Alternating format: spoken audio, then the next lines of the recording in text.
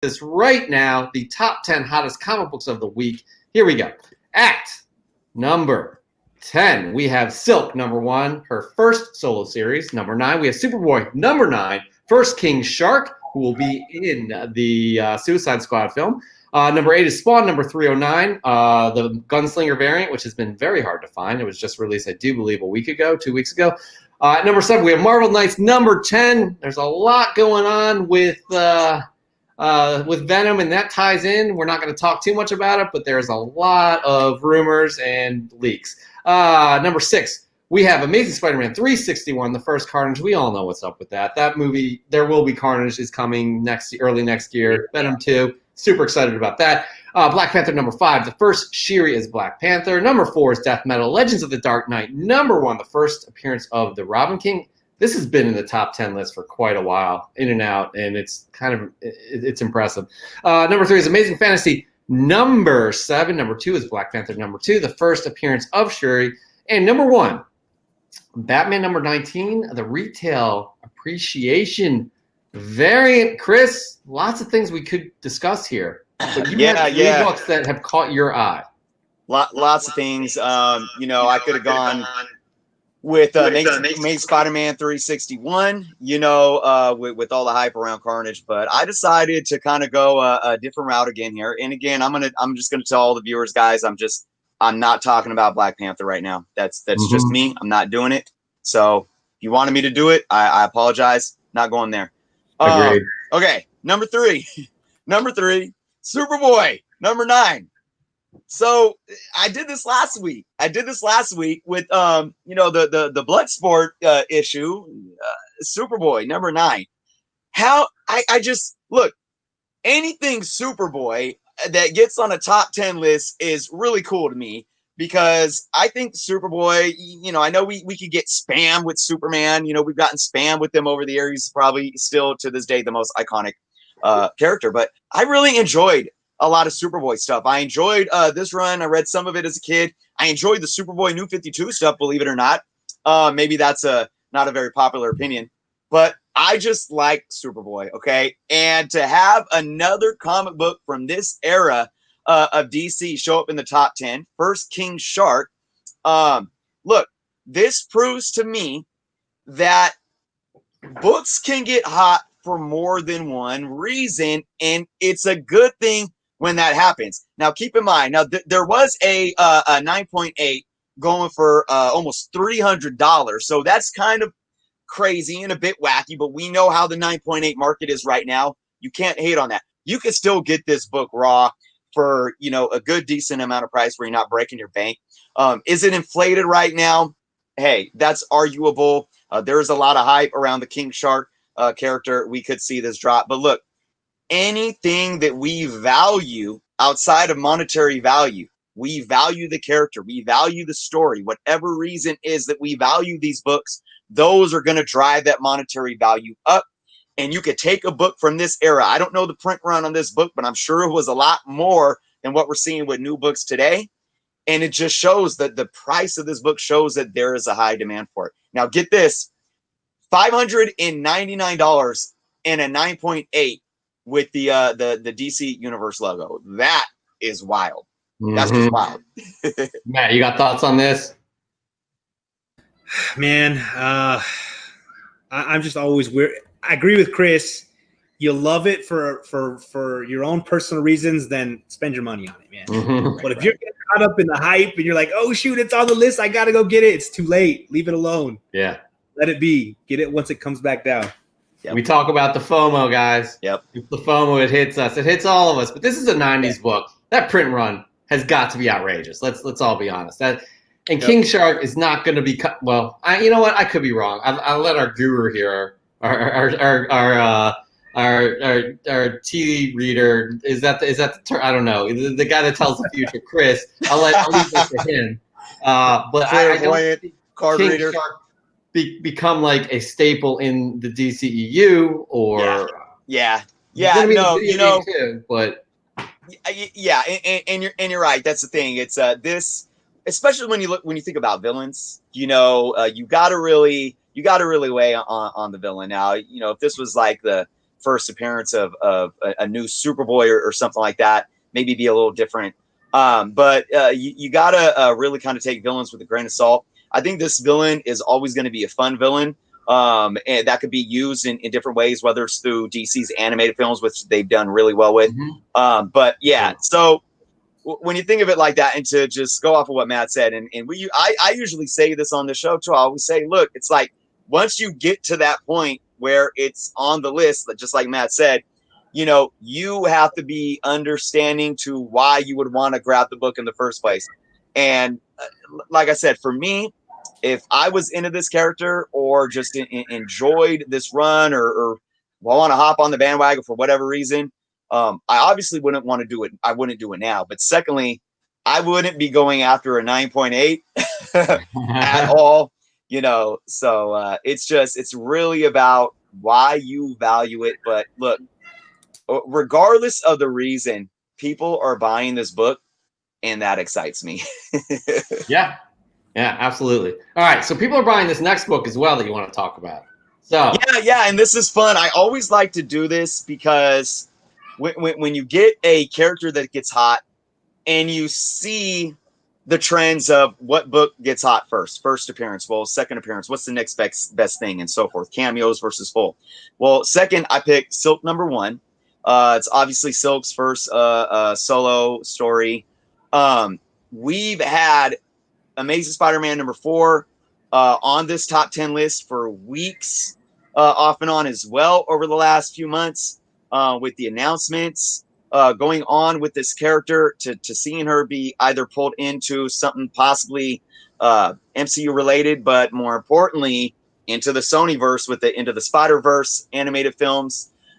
Look, this is a character that is not going away. And look, if you want to compare this to what I was just talking about, villains, where you take them with a grain of salt, this is a protagonist that I am not taking with a grain of salt personally. Just like Miles, just like Kamala.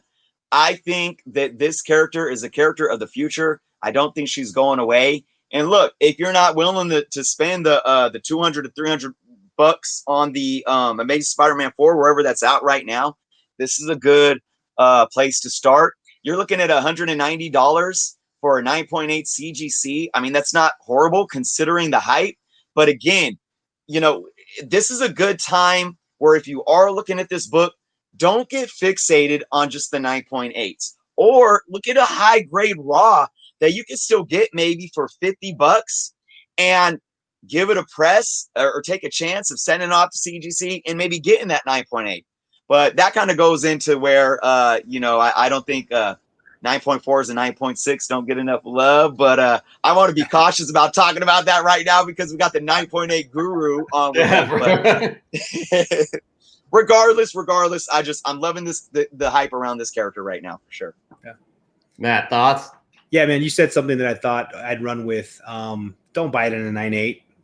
Find some raw copies, look them over. If you really want a 9.8, submit that yourself. That's probably the best route to go, because you're going to look at spending 40 bucks and you maybe get that 9.8 opposed to $180. So, right. And you know what? I mean, great character. I don't think this character is going anywhere either. I think we're going to see all of the Spider-Verse coming out, and they'll be here for many, many years. And so if you love the character, get the book, get it graded yourself.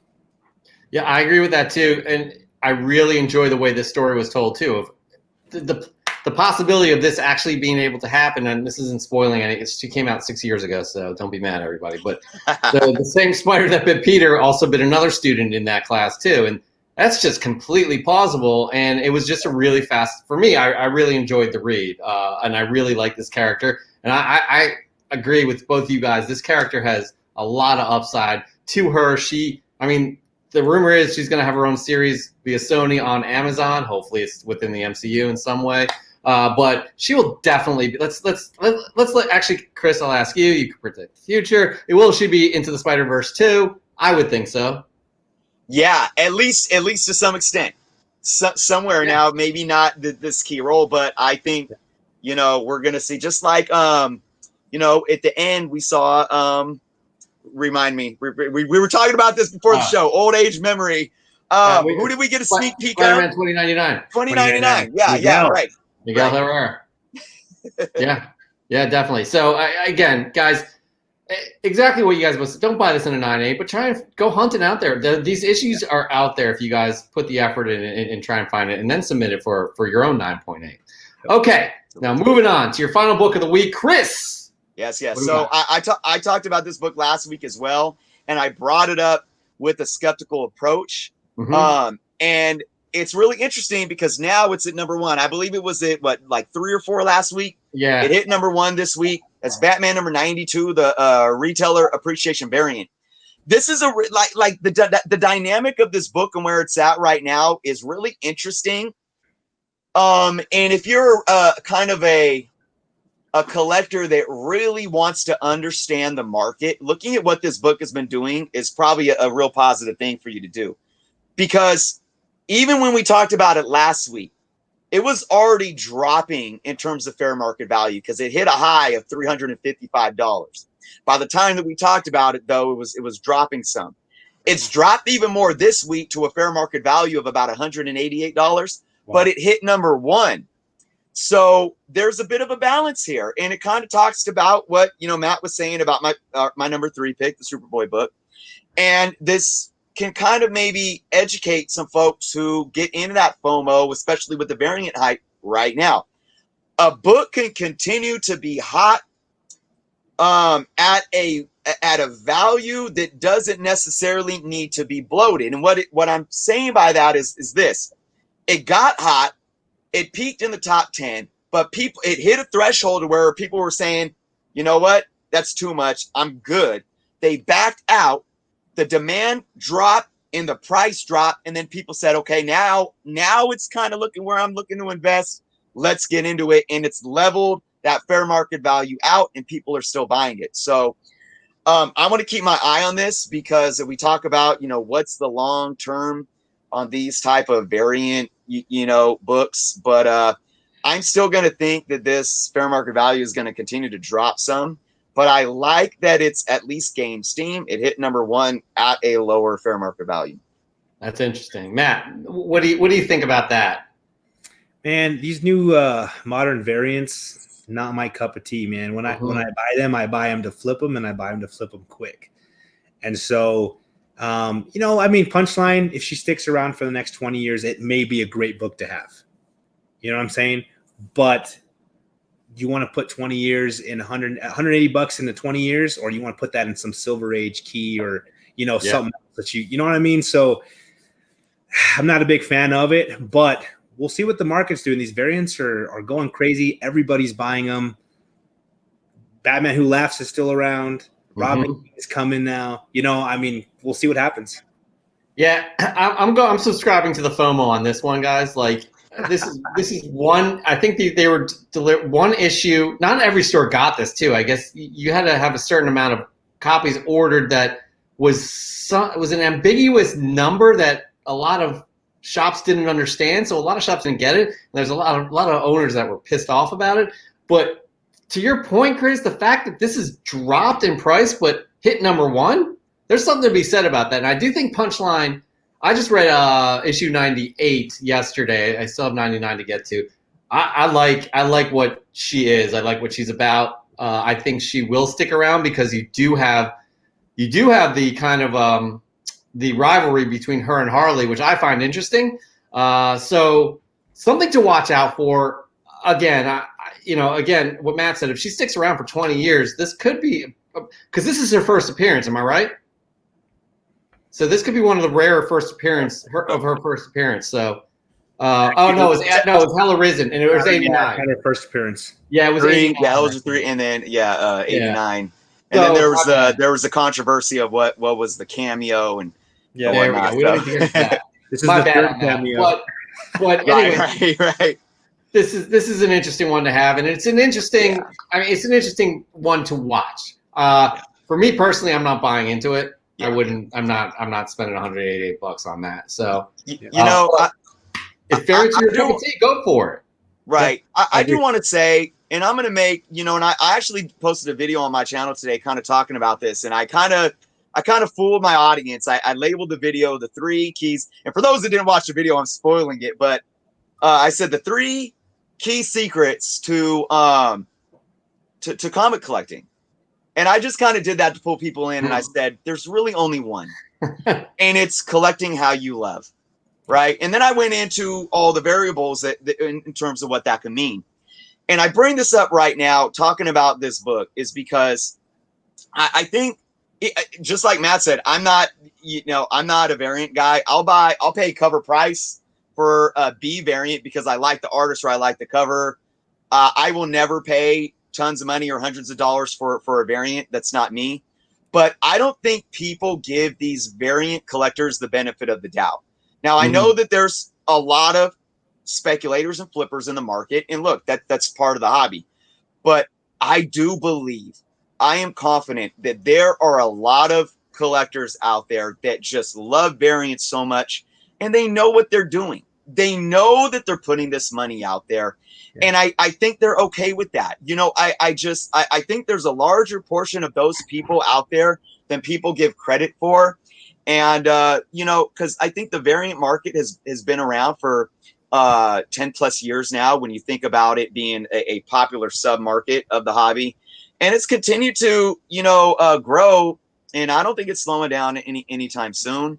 So, look, if people are out there wanting to spend this money, I'm not. That's your money. That's your pocketbook. Sure. That's your wallet. Go ahead. Very true. Right? Collect what you love. That's what it comes down to.